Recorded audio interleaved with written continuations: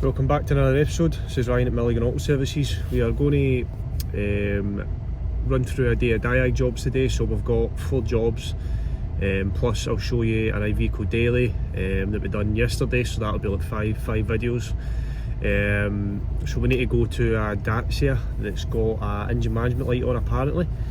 Once we've done that, we're on to a Renault Kangoo, which is the heater's not working, so we'll show you a quick way how to test that. After that, we've got I believe it's going to be one of the new Opel or Vauxhall Vivaros for an engine management light as well, and then we need to head to one of our trade customers within that area for, again, a warning light on the dash. So, but I'll show you this quick Iveco daily, which had a short to ground, which was being caused by the lambda sensor. This was causing it to go into limp mode, and the boost obviously wasn't boosting because it's on the same circuit as the boost control solenoid. So I'll run you through that wee one quickly, and then we'll move on to the Dacia. Not so much going through the diagnosis of this car, but this just shows you the reasoning why you should have the information. So if I spin these around, so the customer of this 17 plate Iveco daily, it's took it to a garage. They've put a second hand turbo on it. This is due to lack of boost.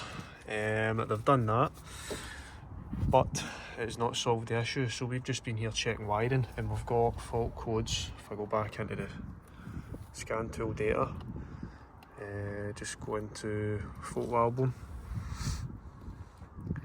We've got fault codes for turbo compressor, actuator, voltage below normal or shorted to low source. We've also, above that, we've also got glow plug faults. So I thought we'll go into HGS and have a look at the wiring diagram for this particular car. And you can see there our turbo control valve, Y181. You can see that's a shared power source with Y115. And A19, which is the glow plug and oil regulation valve. That goes up to a 15 amp fuse. And as you can have a look in there, you can definitely tell that 15 amp fuse is sizzled. So you can see that is definitely blown.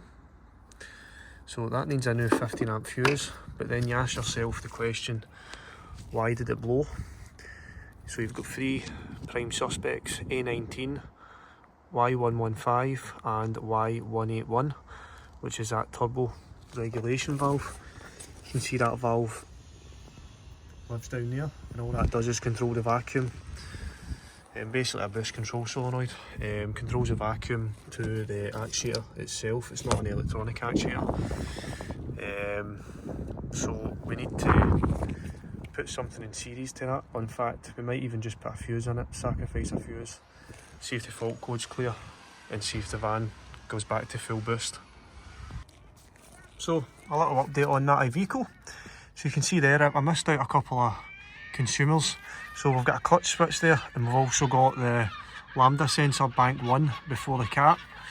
And as soon as what I've done is I put my bulb in series. So I just put the wee 1.7 amp bulb.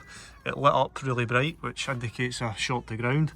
So what's happened is the lambda sensor bank 1 is actually shorted and directly to ground, and that's why there is a short to ground, and that's why it's blown that fuse.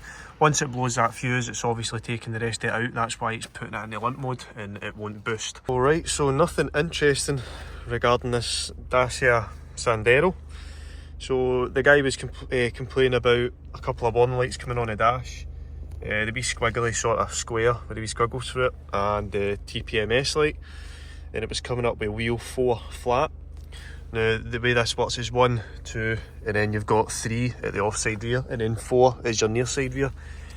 So unfortunately, the guy's the tyre's been deceiving looking, and it looks as if it's fully inflated, but it's not been.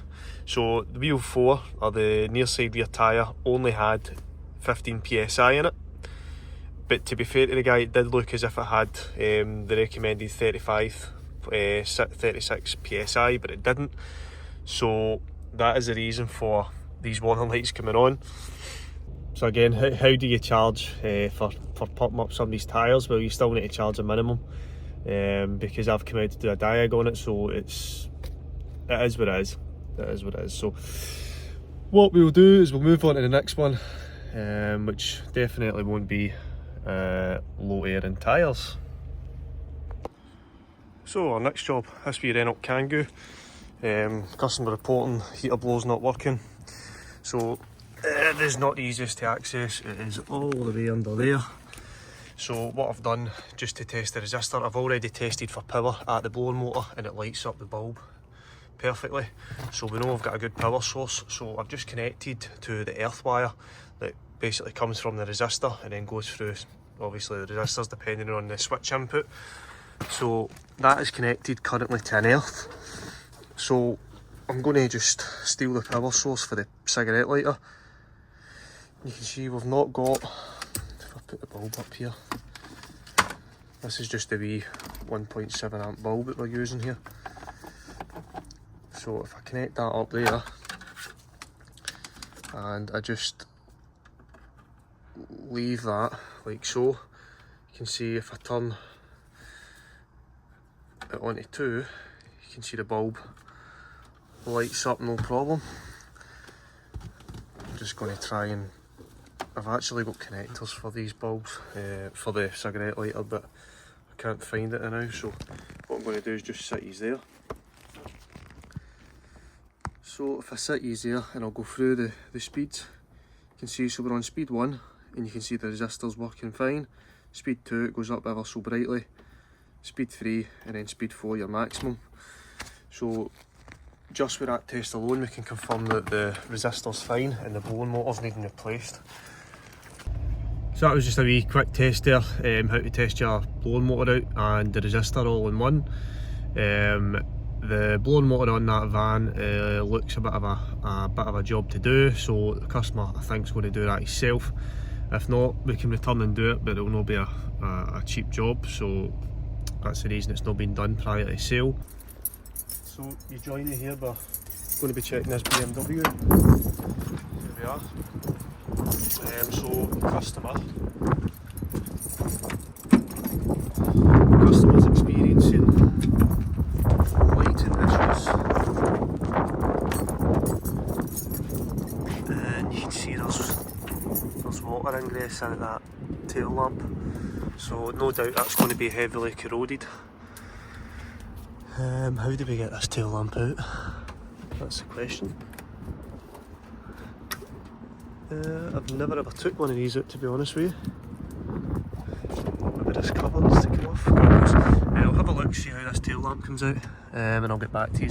So I'm trying to keep these out of this wind, but there's just 2 bolts. You remove that cover, so just take the 2 nuts off one-handedly. You can see they come off pretty easily, and then the full lamp assembly. So there's definitely water getting in here. Whether or not this lamp is going to be salvageable, but I'm going to put it in the van. Hopefully I can get this connector off. Yep, so it's pretty bad. So there's the bulb holders, top one's your indicator, and it's just rotting away. Phone BMW, and unfortunately they do not do it because the actual plug itself on the male end is knackered, but unfortunately they don't do the actual plug. You can see there's water in that inside the lamp itself. There isn't any obvious cracks or anything like that, but I think because we can't get a hold of the plug at the moment, there is ones online, but this car's literally not got any tail or brake lights at that side, so to stop her from getting a pull and getting a fine, I think I'm just going to run wires through the back of here, through that grommet for now. Or do I just leave it and just tell her we need to get there? I mean, I'm not going to get these parts till at least a week or 2, so think I'll just do a temporary fix now that will get her by, even though there will still be water getting in there with the weather. But as long as it's working just now, and we can return back and get the actual plug kit plus the tail lamp. Well, you can see what you want about that repair, but like I say, it's temporary now. It's better than getting £100 fines, because we're not going to get the parts. But we've got some solder, we've got mask on there just to protect it, and that'll, once that hardens up, that'll secure it better as well. But it's soldered on, so you can see that's us done. We'll need to come back and do a repair, a proper repair on it with a new lamp and bulb holder. But that'll do for now. It's working, it's the main thing. I'm not going to film much of this because the weather's at its typical best. It's absolutely pouring down. But I'm just back probed into the pin 433. That's the starter relay for this Volkswagen Touareg. We're just going to check that there is an output for the starter to go, because we've tried bridging that relay and it doesn't go, so I think we've got an open circuit somewhere in this loop.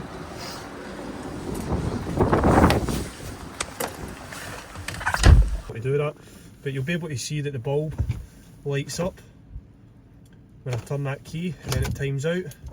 If I do it again, you can see it lights up. So we must have an open circuit on that starter signal wire from the relay to the motor itself, unless it goes through somewhere else. So the problem with this starter is whoever's fitted the starter, unfortunately, when they've put the signal wire in for the main plug, they've bent the pin. I'll show you this in this wee clip. This is the best that I could get.